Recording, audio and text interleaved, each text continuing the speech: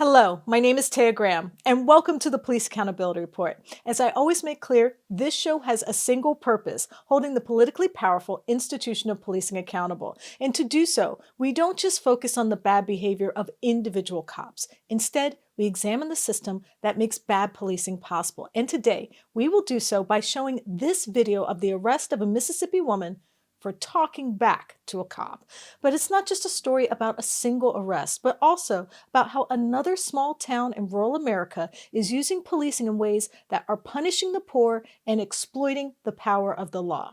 But before we get started, I want you watching to know that if you have evidence of police misconduct, please email it to us privately at par@therealnews.com. And please like, share, and comment on our videos. You know I read your comments and appreciate them. And of course, you can always reach out to me directly at Taya's Baltimore on Facebook or Twitter. And of course, if you can, please hit the Patreon link pinned in the comments below because we do have some extras there for our PAR family. All right, we've gotten that out of the way. Now, as we've talked about on the show before, the license to arrest is one of the most unassailable but nebulous powers in the American legal system, meaning it is an act sanctioned by the government whose devastating consequences are not fully grasped. That's because the ability to arrest has, in a sense, broadened over time. Let's remember, American police arrest roughly 10 million people per year. And as this study by the Vera Institute found, roughly 80% of those arrests are for low-level offenses such as disorderly conduct or substance possession. The reason I cite these statistics is because while the numbers are stunning, it's only through the individual stories that we can understand their implications. And no story could be a better example of how the vast power of arrest has become problematic than the tale of Columbus, Mississippi resident Rebecca Hall. As you can see in this video here, Rebecca had actually called the police to the home of a friend in September of 2020 after getting into a dispute with the daughters of that same friend during a visit. Let's watch. It's simple because, Rebecca, we just asked you a simple question, and you're still talking. What is disorderly? You're still talking. Because I'm talking, it's disorderly? I'm not raising my voice. I'm not Rebecca, you're still talking. We're I not would going like to to listen leave. to me. Can I leave? Rebecca, we're not going to go back through this again. You Can I understand leave? me? Can I leave? You understand me? You understand Do me? you understand me? I'm ready to leave. Do you understand me? I'm ready to leave, sir. If you say one more word, you're going with me. But it's actually after police showed up that things get dicey, especially when police ask for ID. Let's listen. I'm over here to help me. No, I don't want to hear it no more. No, I don't want to hear anything else. You ain't got to tell her, please. I don't want to hear anything else. I had enough. Daddy, back up away from everything. Now, there are several facts we need to unpack here before we show the events leading up to the actual arrest. Because technically speaking, Rebecca called the police. And for that reason, we should acknowledge that if you do call the police, it's not unreasonable for the police to expect you to identify yourself when they arrive. Simply as a practical matter, it makes sense for police to speak to the person who asked police for help and to ensure that people who make false charges are held accountable as well. However, it's how the police handled the situation when it was clear that she didn't want to give her ID that is the focus of our show today. As we see as the video continues, she was standing next to the police car as the police talked to several family members who she had accused of assaulting her prior to the officer's arrival. But even though she was not herself accused of a crime, this is what happened next. Come on, we had enough. Wait a minute. Look, Come on. We had enough. Listen, sir. Come on, wait. Turn around. I was going back there to get pictures of the marijuana plants. Why are you acting You're a like this? failure to obey a police officer. We You had didn't tell me to do anything. I don't have to. I got all this on. This is enough to tell you Let's I go. am a You've been told. We good, Central. Oh, my. Come on over here. We had enough. Sir. Come on. For what? What am I being arrested for? Where you to, baby? What did you tell me to do? We're not going to listen to all this, man. That's Hold still. wait a Stand minute. still. That's what you were saying is failure to obey.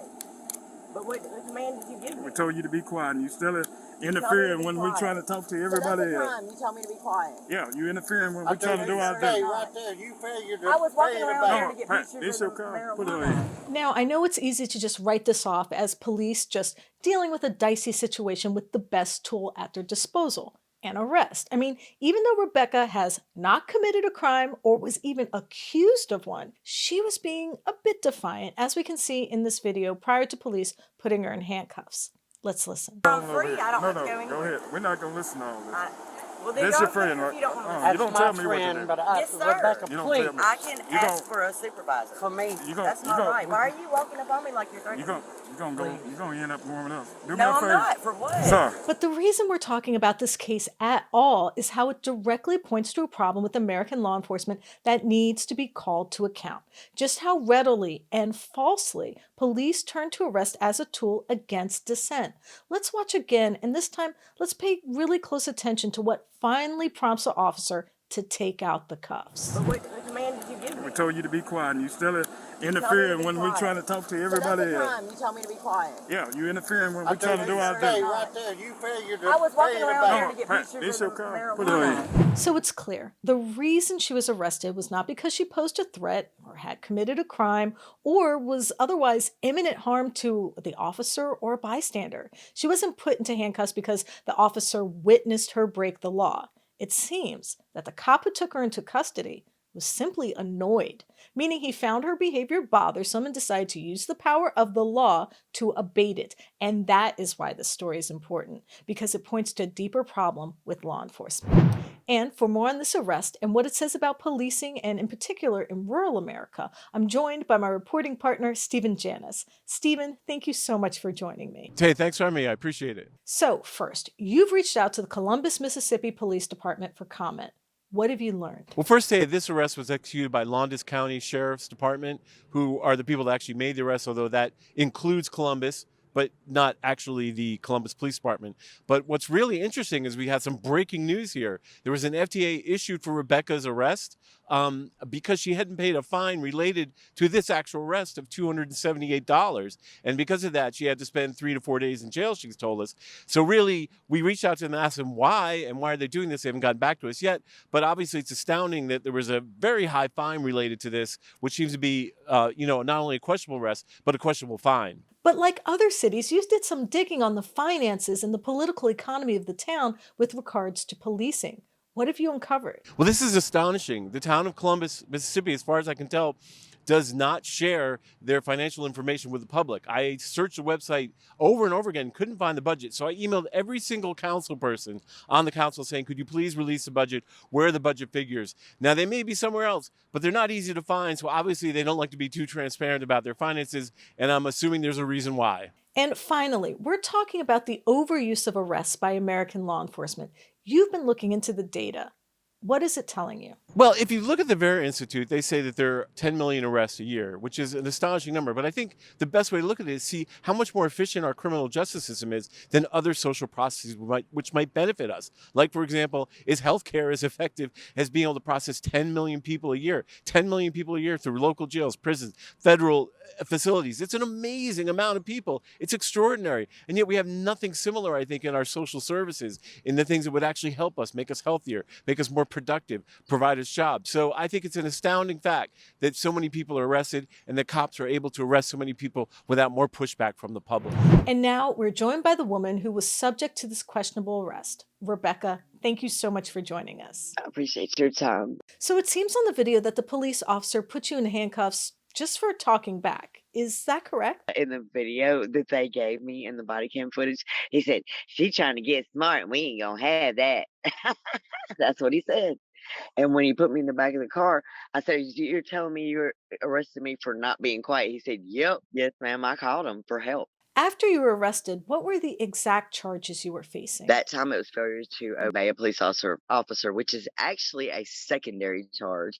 You have to be detained before you have to obey a police officer.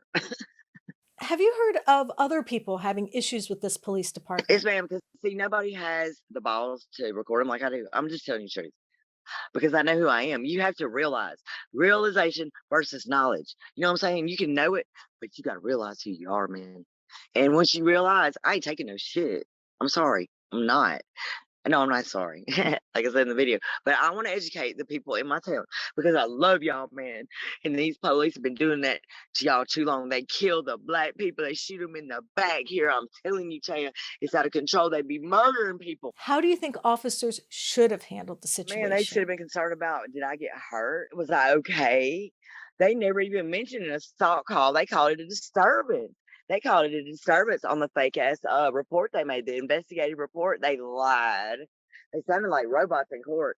But let me tell you, I know it was all staged. It's so stupid because they think I'm stupid. So, how has this affected you and impacted your life? Taya, I preach to strangers. I look crazy as hell around here.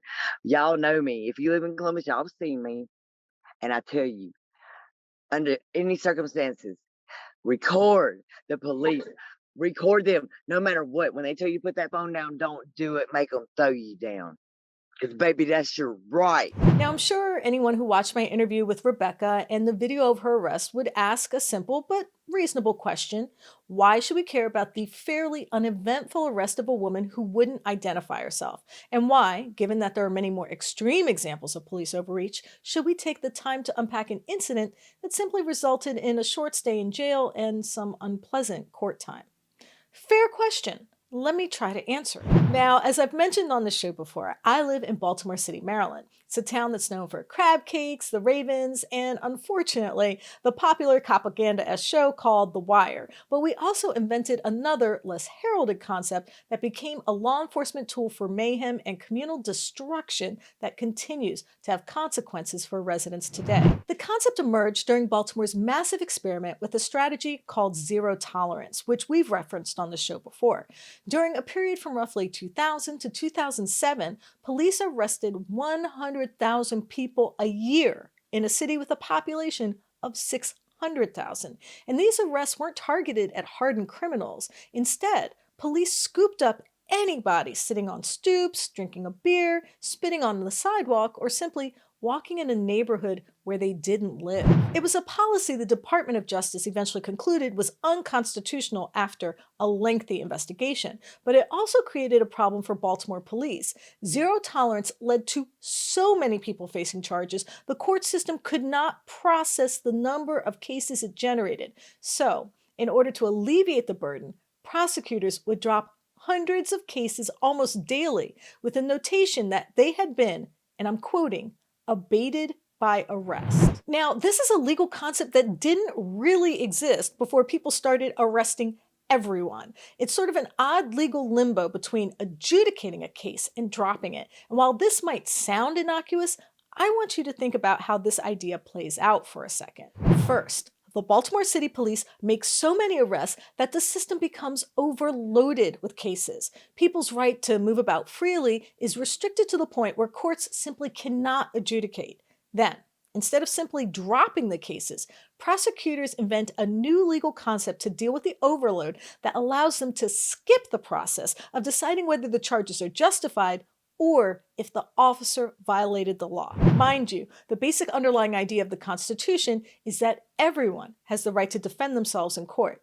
In fact, it is a right so inviolable, it is consecrated in a series of key amendments that outline a variety of legal stipulations that, in part, bolster a key idea behind all of our legal jurisprudence: the presumption of innocence. But here in Baltimore, thanks to police overreach, that right was simply buried by a system addicted to policing space. With the stroke of a pen and the acquiescence of politicians and prosecutors alike, the imperative of policing was able to overwhelm and bury the basic constitutional rights of the people. And the concept of abated by arrest ended up denying people the right to defend themselves in court and perhaps cut off a vital venue where government-sponsored violence of bad policing could have been exposed for what it truly was. But that didn't happen because, truthfully, as this example and as Rebecca's arrest makes clear, we think very little about the consequences of using arrests indiscriminately and how that overuse can evolve into a dangerous political tool that can literally wipe out our rights if it's allowed to expand, no pun intended, unabated. But again, you could ask the question, why does it matter? Why should I care? Well, as I've mentioned before on this show, you can literally see the consequences here in our city.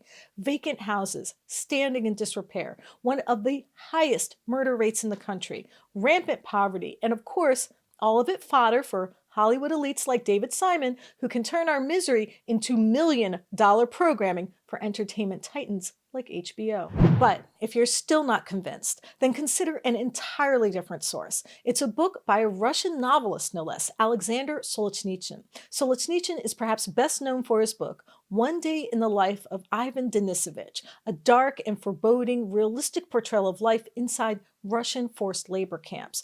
But I'm going to use another of his works that best applies to this discussion called The Gulag Archipelago. It was a novel that delved into further detail about the forced imprisonment and death of millions of Russians under Joseph Stalin. And what is most notable about this book and my topic today is simply the title of the first chapter.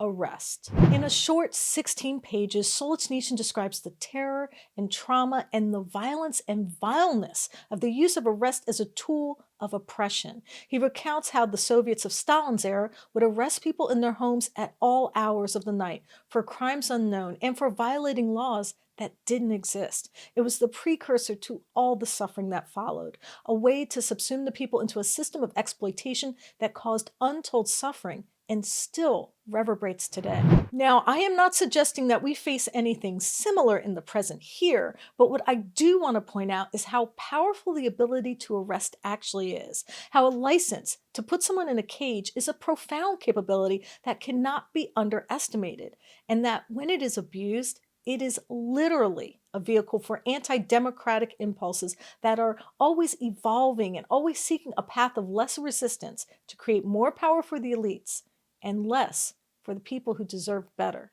Which is why even in a case like Rebecca's, we must be vigilant. It's why we do need to continue to watch the police and expose their abusive powers that are anything but innocuous. It's why it's important to examine any use of arrest that does not take into account the consequences of misusing it.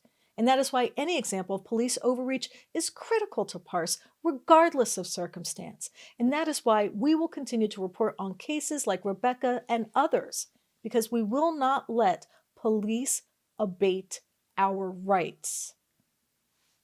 I want to thank Rebecca for sharing her experience with us, and I also want to wish her the best on becoming a cop watcher. Thank you, Rebecca.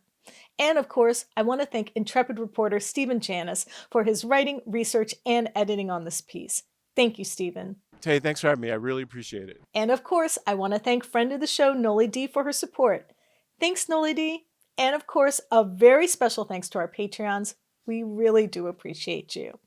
And I want you watching to know that if you have evidence of police misconduct or brutality, please share it with us and we might be able to investigate for you.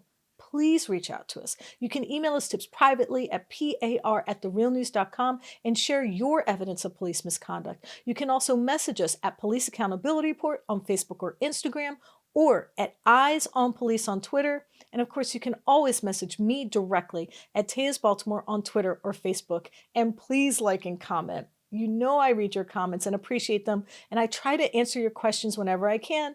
And we do have a Patreon link pinned in the comments below, so if you do feel inspired to donate, please do, because we don't run ads or take corporate dollars, so anything you can spare is always greatly appreciated.